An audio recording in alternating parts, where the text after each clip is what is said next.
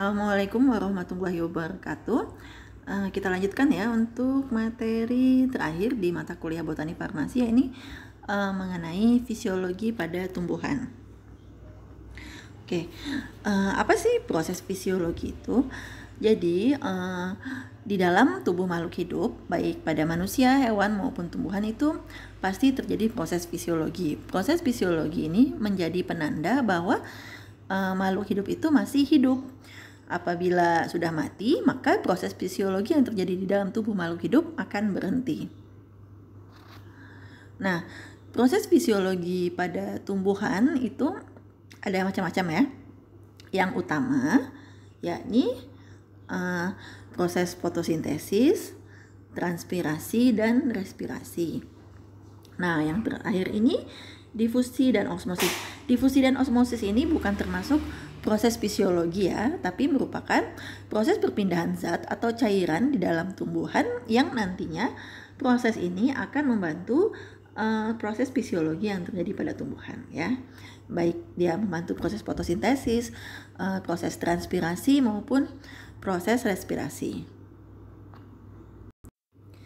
Oke, yang pertama mengenai proses osmosis dan difusi ya. Jadi osmosis dan difusi itu merupakan perpindahan partikel ataupun zat ya yang terjadi baik di dalam tubuh tumbuhan maupun proses dari luar masuk ke dalam tubuh tumbuhan, seperti misalnya penyerapan unsur hara oleh akar. Nah, proses ini melalui proses tadi ya, difusi dan osmosis.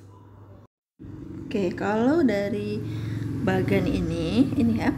Jadi misalnya transpirasi. Transpirasi itu merupakan proses fisiologi yang terjadi pada tanaman, yaitu pelepasan uap air yang dilakukan oleh tanaman. Nah,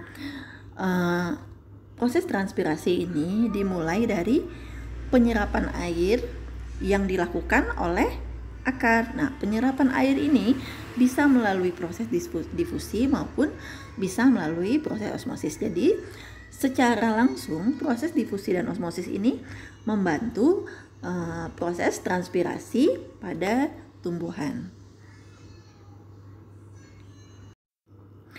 Kemudian kita akan bahas satu-satu. Apa sih difusi dan osmosis itu? Pertama mengenai difusi ya. Difusi itu merupakan perpindahan molekul atau pembauran molekul dari konsentrasi tinggi, ingat ya, dari konsentrasi tinggi ke konsentrasi rendah untuk mencapai keseimbangan dinamis ya. Jadi yang berpindah itu molekulnya ya. Contohnya di sini ini ya, air yang dilarutkan dengan 2 sendok gula, air dilarutkan dengan 6 sendok gula. Nah, molekulnya yang mana? Molekulnya tuh gula ya. Gula di sini ini konsentrasinya, yang ini konsentrasinya tinggi, sementara ini konsentrasinya lebih rendah dari yang sebelah sini ya. Nah, kemudian nanti apabila kedua cairan ini dicampurkan, maka nanti akan tercapai kesetimbangan dinamis ya, yang ini. Jadi air ya, molekul gula yang di gelas yang ini itu akan berpindah dan mencapai kesetimbangan dinamis yang di sini. Jadi nanti kalau dicampurkan baik air yang di atas maupun air yang di bawah itu konsentrasinya akan sama. Nah, kemudian selanjutnya osmosis. Osmosis, kalau pada difusi tadi yang berpindah itu molekulnya, maka pada osmosis itu yang berpindah adalah pelarutnya. Pelarutnya itu berpindah melalui membran selektif permeable ya.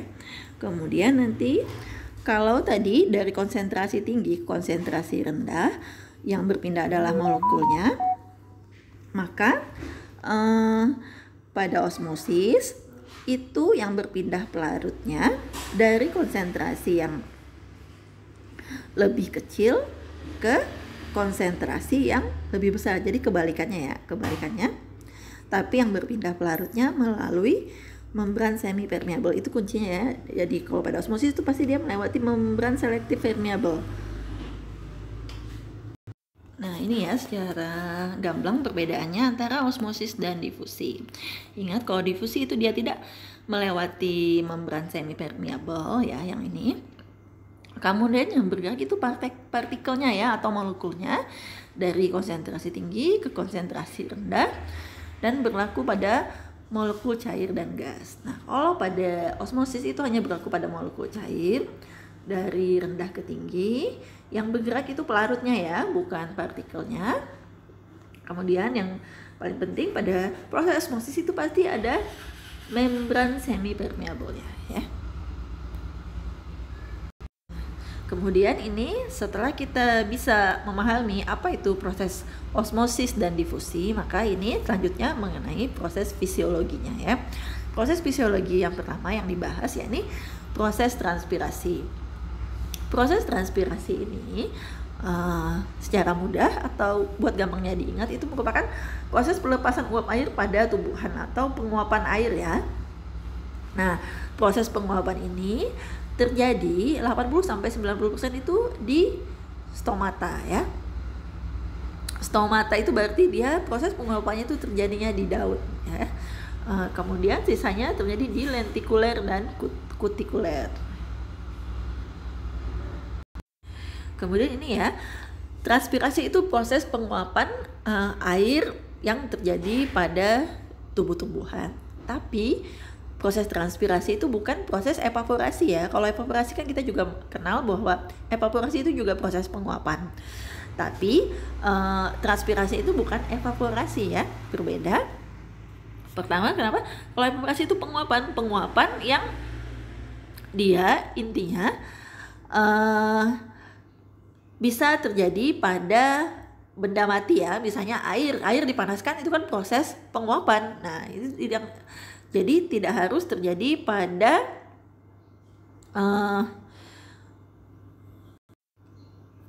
ini ya, tidak harus terjadi pada makhluk hidup ya, atau tidak terbatas pada jaringan hidup. Kemudian pada proses evaporasi ya. Kemudian pada proses evaporasi karena dia evaporasi itu bisa terjadi di mana saja, tidak hanya terbatas pada tumbuhan, maka dia tentu saja prosesnya tidak diatur bukaannya oleh stomata, tidak diatur oleh tekanan. Dan permukaannya, jadi kalau misalnya air menguap maka permukaannya kan akan jadi kering ya. Sementara pada proses transpirasi itu merupakan proses fisiologis ya yang terjadi pada tumbuhan. Dan diatur oleh bukaan stomata, juga tergantung tekanannya terjadi pada jaringan hidup ya, karena terjadi tadi pada tumbuhan yang masih hidup. Kalau tumbuhan sudah mati itu tidak akan terjadi proses transpirasi. Dan biasanya biarpun sudah terjadi proses transpirasi, permukaan selnya akan tetap basah ya. Ini. Oke. Kemudian ini ya.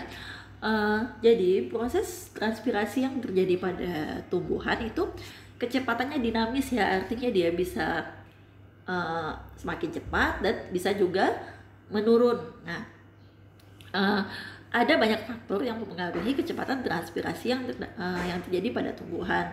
Faktornya bisa faktor internal. Faktor internal itu faktor yang berasal dari tumbuhan itu sendiri, maupun faktor eksternal. Faktor eksternal itu berarti faktor di luar tubuh tumbuhan seperti lingkungan ya. Keadaan lingkungan itu akan mempengaruhi proses transpirasi. Pertama ini kita bahas jumlah stomata ya. Jumlah stomata ini akan mempengaruhi kecepatan transpirasi. Semakin banyak daun yang dimiliki suatu tumbuhan, maka jumlah stomatanya akan semakin banyak. Semakin banyak jumlah stomata, maka kecepatan transpirasinya akan semakin meningkat. Nah, demikian juga sebaliknya. Kalau jumlah stomatanya menurun, atau jumlah stomatanya sedikit, maka kecepatan transpirasinya juga sedikit. Ini termasuk faktor internal. Kemudian anatomi daunnya. Anatomi daun ini juga masih termasuk faktor internal yang mempengaruhi kecepatan transpirasi.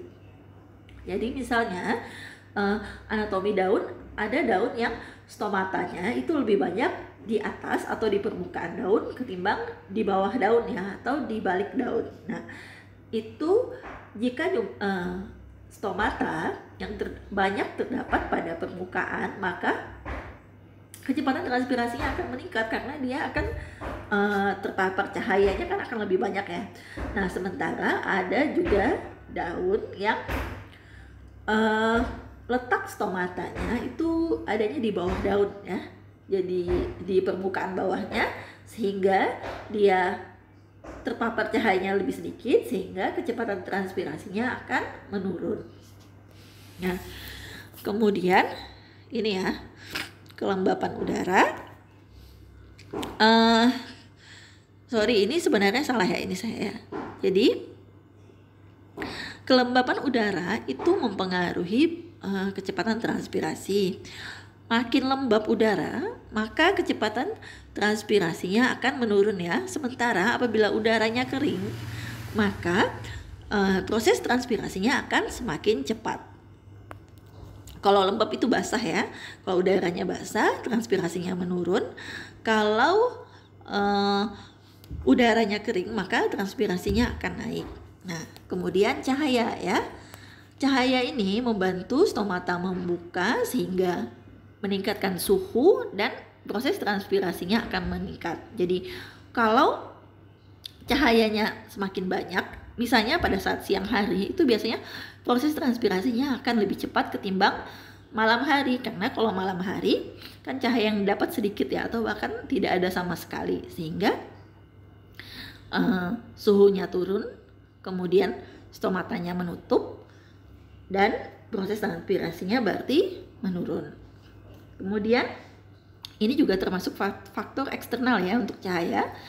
Kemudian ketersediaan air ya. Ketersediaan air ini kaitannya dengan air yang ada di dalam tanah ya. Apabila airnya sedikit, maka kan serapan air dari akar itu akan berkurang, sehingga stomata ini jadinya lebih irit gitu. Dia akan menutup sehingga kecepatan transpirasinya akan turun. Kemudian faktor-faktor yang juga mempengaruhi kecepatan transpirasi yaitu proses respirasi dan proses fotosintesis. Ya, ini termasuk faktor internal ya. Jadi 1, 2, 6 ini faktor internal, dan 3, 4, 5 ini faktor eksternal. Jadi misalnya apabila semakin banyak ya atau semakin cepat terjadi fotosintesis, maka proses transpirasinya akan semakin cepat. Karena pada saat fotosintesis ini si akar itu akan menyerap unsur hara bersama dengan air. Nah, unsur haranya digunakan untuk proses fotosintesis, sementara airnya itu akan dibuang dalam bentuk proses transpirasi ya.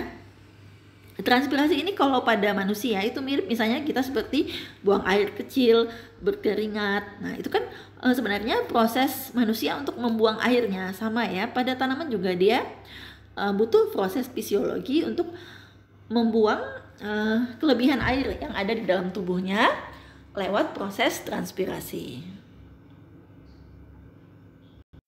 Kemudian ini selanjutnya fotosintesis ya. Saya rasa kalau fotosintesis ini hampir dari kita juga udah tahu ya semuanya apa sih fotosintesis. Yaitu fotosintesis itu proses pembuatan ini ya karbohidrat, kemudian juga nanti dia akan menghasilkan oksigen ya. Jadi dari karbon dioksida air dengan bantuan klorofil, maka dia menghasilkan karbohidrat dan oksigen.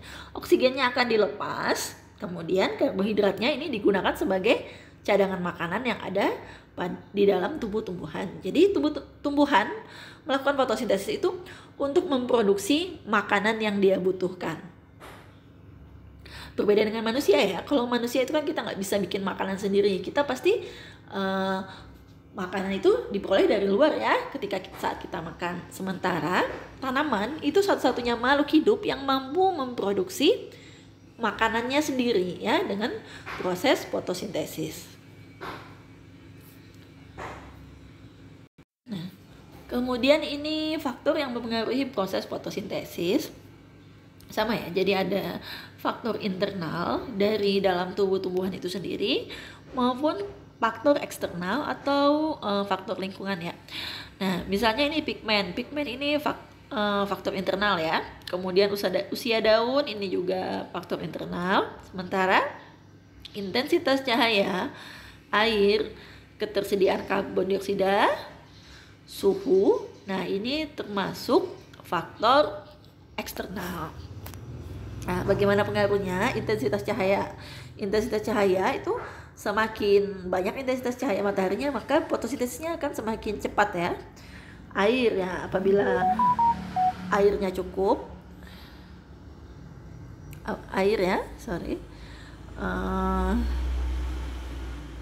ini air, apabila airnya cukup maka proses fotosintesisnya akan semakin besar ya, atau semakin banyak. CO2 ya, CO2 ini kan bahan baku dalam proses fotosintesis ya. Kalau CO2-nya banyak ya berarti fotosintesisnya juga akan semakin cepat ya.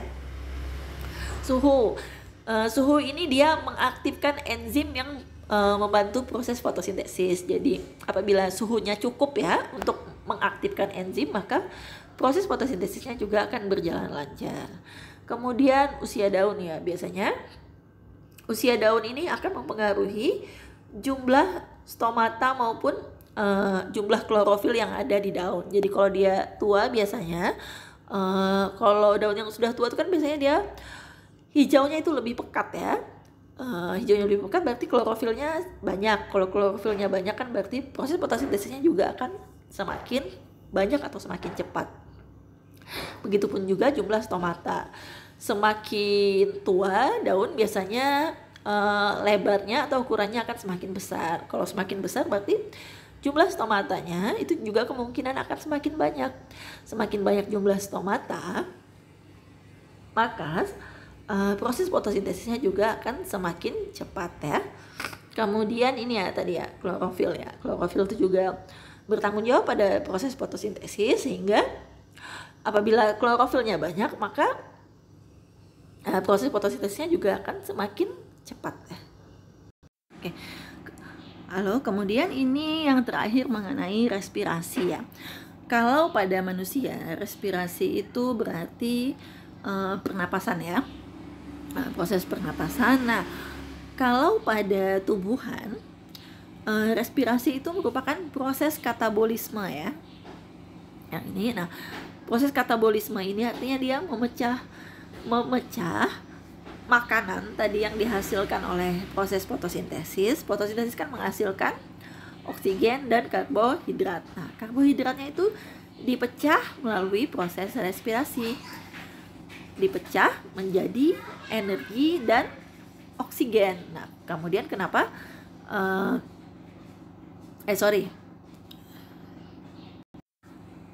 Bukan dipecah menjadi oksigen, tapi pada proses respirasi juga membutuhkan oksigen ya, sehingga disebut dengan respirasi atau pernapasan. Jadi bahan utamanya pada proses respirasi pada tumbuhan itu oksigen, kemudian ada karbohidrat. Nah, karbohidrat inilah yang kemudian nanti dipecah menjadi energi yang dibutuhkan oleh tumbuhan untuk terus atau tetap hidup.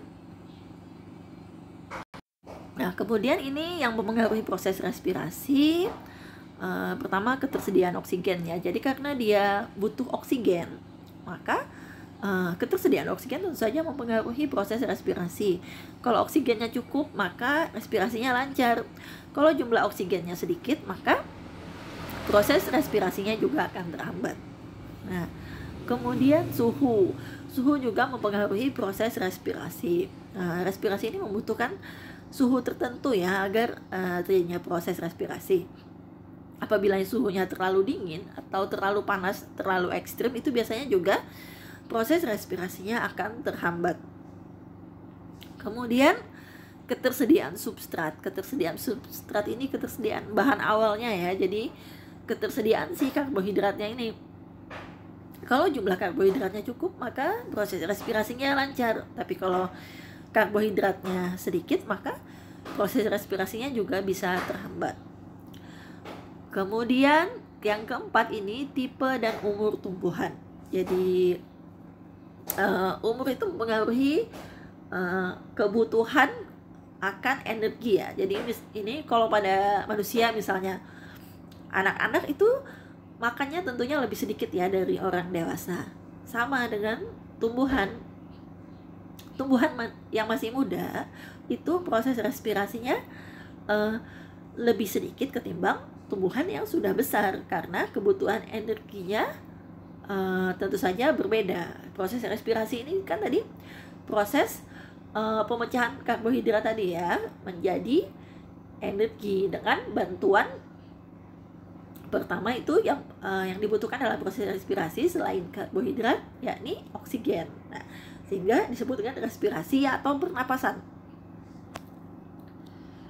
Oke, ini proses respirasi secara molekuler ya, tapi tidak akan saya bahas di sini ya. Mungkin nanti ini respirasi ini misalnya proses glikolisis, siklus Krebs, respirasi anaerobik, respirasi aerobik itu dibahas di biologi molekuler ya, mata kuliah biologi molekuler.